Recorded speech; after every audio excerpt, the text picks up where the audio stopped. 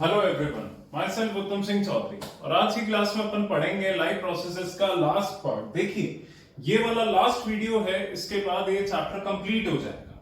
Last की class में अपन जो टॉपिक पढ़ रहे थे वो था एक्सक्रीशन, जो कि मैंने आपको पढ़ाया था। Excretion is the process of removal of metabolic waste from the body through the kidney in the form of urine, solid feces, sweat and many other things। देखिए, एक्सक्रीशन वो प्रोसेस होता है, क्विक रिवीजन अपन ले लेते हैं last class का, जिससे topics clear हो जाएंगे। कि एक्सक्रीशन में मैंने आपको डायग्राम बनवाया था जिसमें pair of bean shaped kidneys था।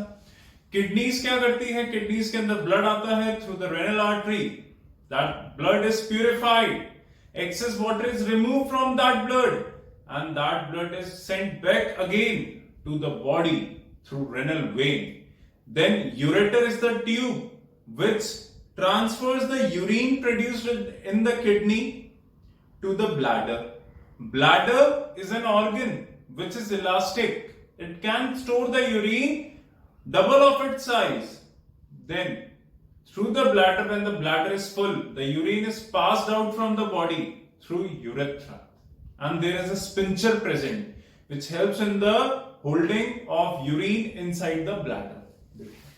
ये अपन ने लास्ट क्लास में पढ़ा था। फिर मैंने आपको, और यूरिन क्या होता है? किडनी यूरिन प्रोड्यूस करती है, that urine is contained with all the excess of water, salts, pigments, the chemicals which are not needed in the body, वो सब यूरिन में कंटेन्ड होता है जो बॉडी से रिमूव आउट हो जाता है। Is that clear? Last class में ही पढ़ा था हमने।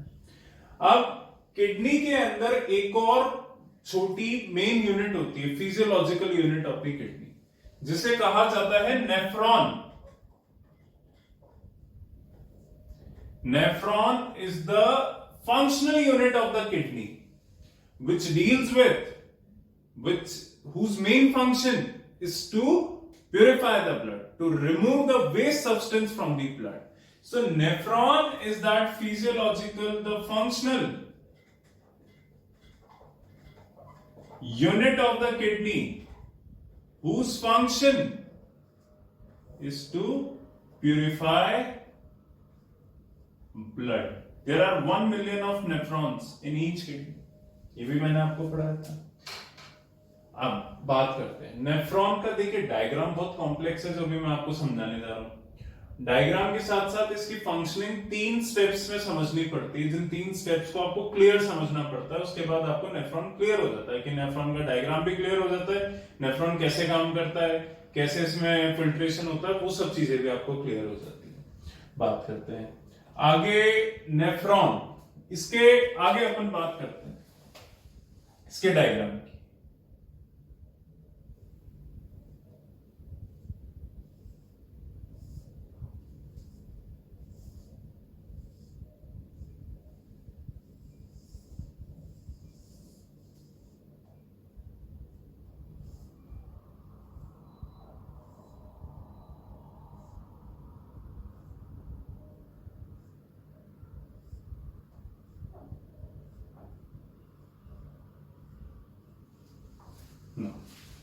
ये पार्ट होता है, इसे कहते हैं बोमन्स कैप्सूल। क्या कहते हैं? Bowman's capsule. ये बीच वाला जो पार्ट होता है इसे कहते हैं ग्लोमेरुलस।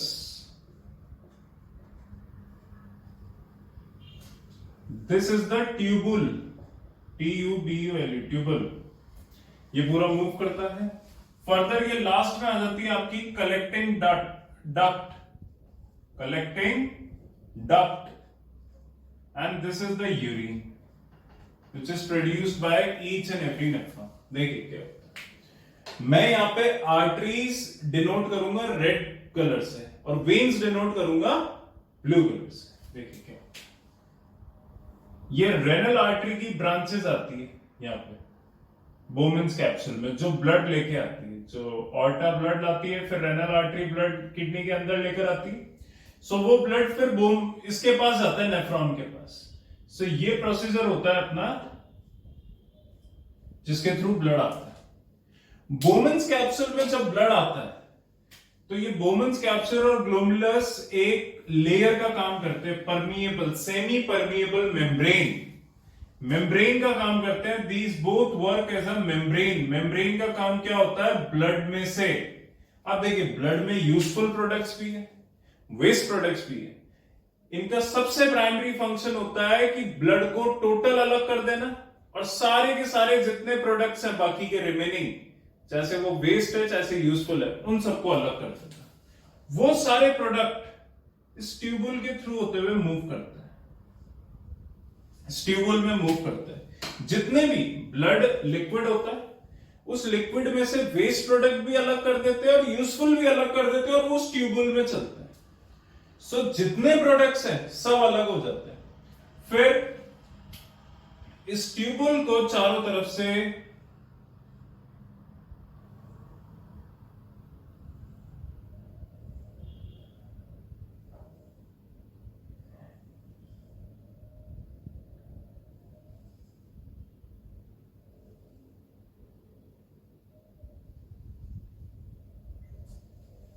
एक लेयर सराउंड करती हुई चलती है, एक ट्यूब और सराउंड करती हुई इसको चलती है।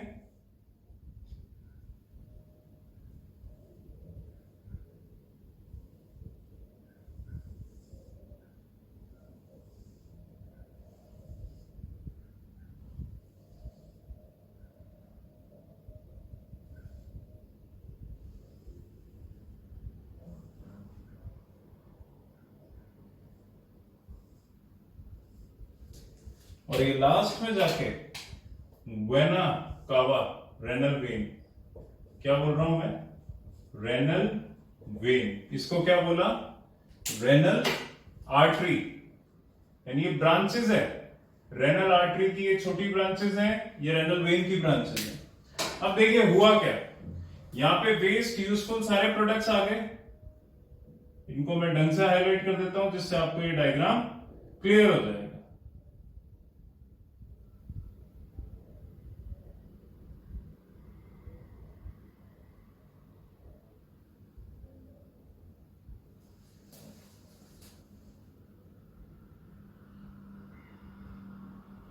देख, इसमें वेस्ट और यूजफुल दोनों प्रोडक्ट्स थे।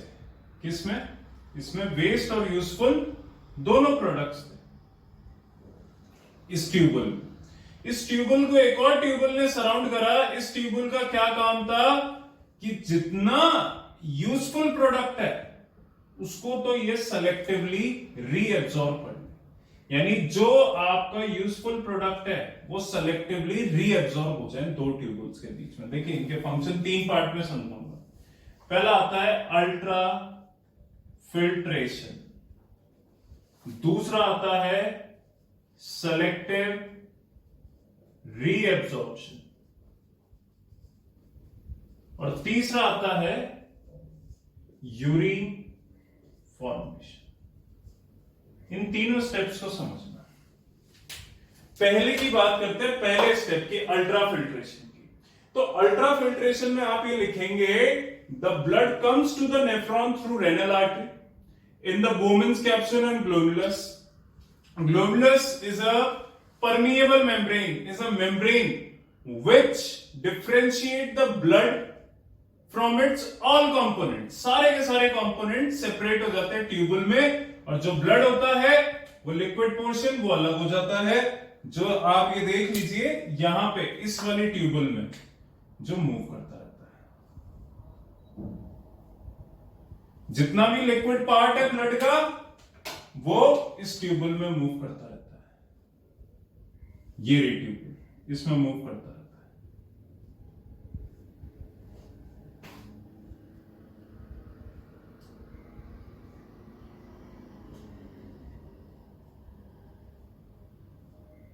ये है blood, liquid part,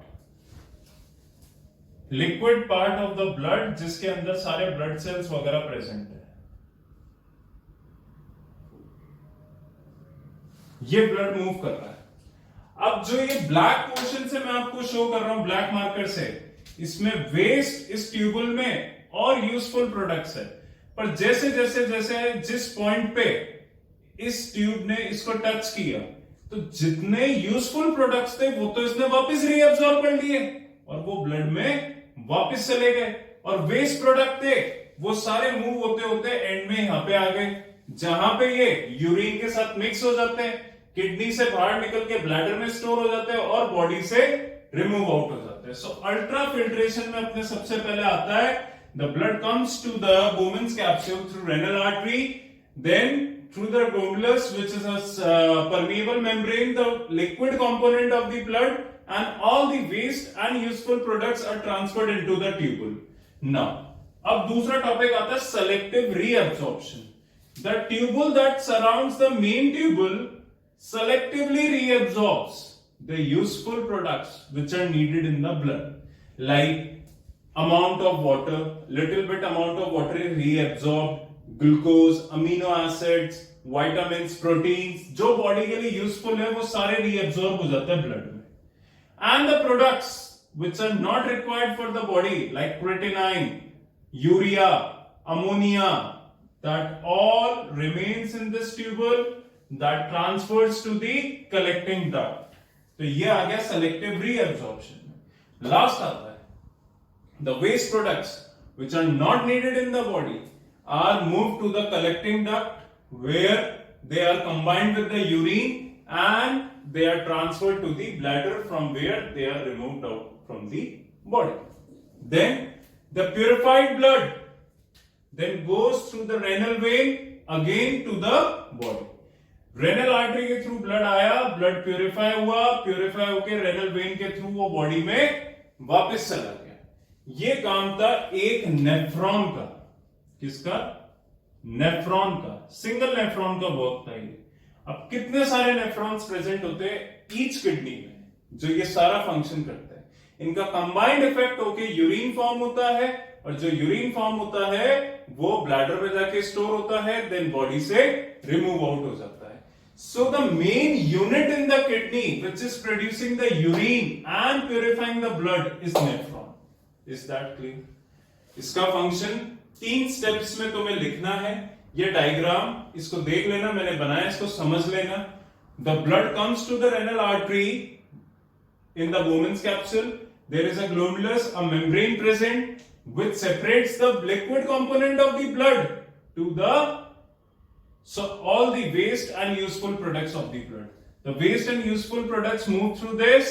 The blood selectively reabsorbs the useful products and goes back to the body through renal vein. ये दूसरे में आ गया। तीसरे में the waste products which are removed out from the body, which are of the no use in the body, are moved to the collecting duct where they combine with the urine and removed out from the body. fully clear है? Water भी reabsorb होता है क्योंकि water required होता है, excess water body से remove नहीं होता। सो ये किडनी की नेफ्रॉन की फंक्शनिंग हो गई। इसमें जो मेन चीज मेरे को तुम्हें पढ़ानी है, जो नेक्स्ट चैप्टर में तो पढ़ेंगे ही, बायो के कंट्रोल कोऑर्डिनेशन। देखिए क्या होगा, if the amount of water absorbed is more, अगर ज्यादा बॉडी में वाटर कंटेंट प्रेजेंट है तो किडनी को एक मैसेंजर, एक हार्मोन रिलीज होगा जिस नेफ्रॉन को सिग्नल देगा कि बॉडी में से ज्यादा, मतलब ब्लड में से ज्यादा वाटर वापस रीअब्सॉर्ब नहीं करना। जैसे बॉडी में अमाउंट ऑफ वाटर बहुत ज्यादा है तो नेफ्रॉन क्या करेगा, यूरिन में ज्यादा वाटर को पास कर देगा कि बॉडी से वो रिमूव हो जाए। अगर बॉडी में वाटर की अमाउंट कम है तो नेफ्रॉन क्या करेगा, ज्यादा से ज्यादा वाटर को रीअब्सॉर्ब करता जाएगा और यूरिन के थ्रू उस वाटर को बॉडी से रिमूव नहीं करेगा। ये प्रोसेस होता है, ये सारा हार्मोन कंट्रोल्ड होता है। एक हार्मोन होता है एंटी डायरेटिक हार्मोन जो ब्रेन से कंट्रोल्ड होता है, पिट्यूटरी ग्लैंड से निकलता है, जो सेल की परमिएबिलिटी बढ़ाता है। नेफ्रॉन को कितना वाटर रीअब्सॉर्ब करना है उसको कंट्रोल करता है। ये सारा फंक्शन होता है। क्लियर है? इसको पॉज कर लीजिए और इन तीनों को लिख लीजिए, इन तीनों स्टेप्स को डिटेल में अपनी कॉपी में नोट डाउन कर लीजिए। लास्ट टॉपिक बचता है वो मैं आपको अभी पढ़ा देता हूं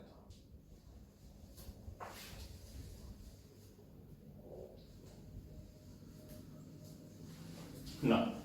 अगला स्टेप, अगला टॉपिक आता है अपने पास हीमियोडायलिसिस, जिसको कॉमन लैंग्वेज में डायलिसिस कहा जाता है। एंड व्हाट इज डायलिसिस, उसको भी मैं आपको क्लियर समझा देता हूं। टर्म आपने सबने सुनी है डायलिसिस, इसका पूरा नाम होता है हीमियोडायलिसिस। What is हीमियोडायलिसिस? देखिए, जब अपनी किडनी प्रॉपरली वर्क नहीं कर रही या किडनी में से एक किडनी वर्क प्रॉपरली नहीं कर रही है, दोनों किडनीज वीक हो चुकी है ओल्ड एज के साथ, या और कोई प्रॉब्लम्स की वजह से किडनी की फंक्शनिंग प्रॉपर नहीं है, तो बॉडी से नेचुरली एक्सक्रीशन पॉसिबल नहीं हो पाएगा, and that is very much necessary. तो आर्टिफिशियल किडनी एक मशीन काम में ली जाती है जिसे कहते हैं हीमियोडायलिजर, जिसे आर्टिफिशियल किडनी का नाम दिया जाता है। It is used to purify the blood and remove the waste from the blood.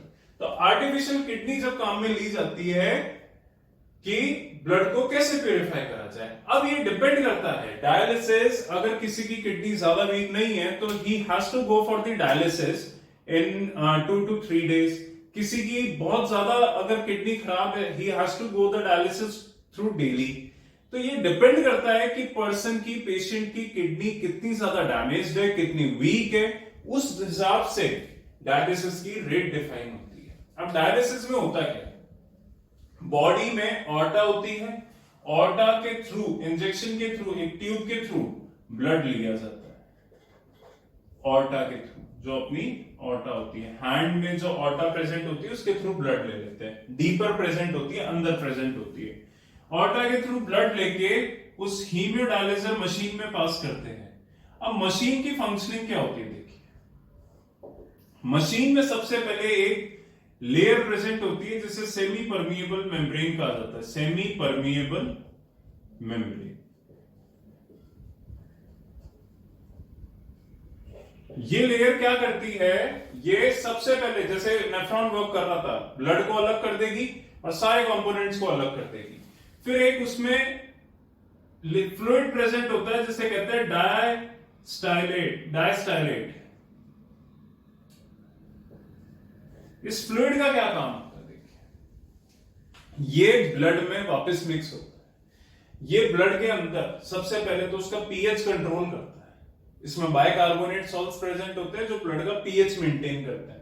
PH यानी ब्लड ज्यादा एसिडिक नहीं हो या ज्यादा बेसिक नहीं हो। दूसरा वर्क इसका काम होता है सेलेक्टिव रीअब्जॉर्प्शन कराने का, कि बॉडी में कौन से सब्सटेंस कितने रिक्वायर्ड है, ठीक है। लास्ट में जाके ये डायस्टाइलेट क्या होता है, ब्लड के साथ मिक्स होता है, ब्लड प्यूरिफाई हो जाता है। प्यूरिफाई होने के बाद वेन के थ्रू जो अपने बॉडी पे वेन्स प्रेजेंट होती है, वेन के थ्रू ब्लड वापस, प्यूरिफाइड ब्लड वापस बॉडी में ट्रांसफर कर दिया जाता है। अब ये रेट कितनी ज्यादा होगी वो डिपेंड करता है कि पर्सन की, जो पेशेंट की किडनी है वो कितनी ज्यादा डैमेज है। तो ये आपका एक्सक्रीशन टॉपिक खत्म होता है। Is that clear? इस डायलिसिस को आप क्लियरली पढ़ लीजिएगा, जो मैं आपको पीडीएफ सेंड कर दूंगा। अब इस पूरे चैप्टर में सबसे इंपॉर्टेंट टॉपिक्स क्या क्या है, देखिए, न्यूट्रिशन में फोटोसिंथेसिस, जिसमें आपको लाइट और डार्क रिएक्शन अच्छे से आना चाहिए। न्यूट्रिशन में डाइजेशन इन ह्यूमन बीइंग्स, पूरा प्रोसेस आपको अच्छे से आना चाहिए कि कौन से एंजाइम्स रिलीज होते हैं, कौन से एंजाइम्स का क्या वर्क होता है, पेनक्रियास का क्या रोल होता है। क्लियर है? 1 मार्क में गुलेट ग्लॉटिस का क्वेश्चन आता है, जो मैंने आपको पढ़ाया था। डायग्राम आपको सब आने चाहिए, रेस्पिरेशन का आना चाहिए, ट्रांसपोर्टेशन का आना चाहिए, ये किडनी वाला ह्यूमन एक्सक्रीटरी सिस्टम का आना चाहिए और डाइजेस्टिव का आना चाहिए। ये होता है न्यूट्रिशन में।